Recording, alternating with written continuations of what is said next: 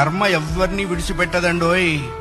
ఒకవేళ భగవంతుడైనా కాస్త ఎక్స్క్యూజ్ చేస్తాడు, కొంచెం కన్సెషన్ ఇస్తాడు, కొంచెం ఎగ్జంప్షన్ ఇస్తాడు. కర్మ చస్తే ఇవ్వదు.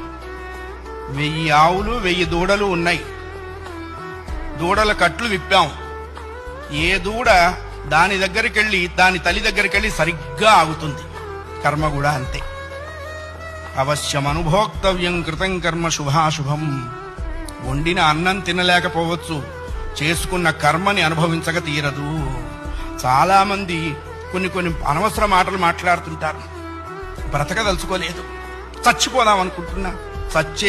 చావునేటువంటిది ఏదో ఏటీఎం కార్డు పెట్టంగానే డబ్బులు వచ్చినంత ఈజీ అనుకుంటాడు.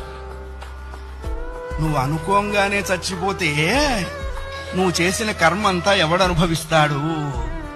కర్మానుభవం అనుభవించడం కోసమైనా అది నిన్ను బ్రతికిస్తుంది. నీ ఇండివిడ్యువల్ ఐడియాస్తో నువ్వు బ్రతకవో ధర్మశాస్త్రం చెప్పింది.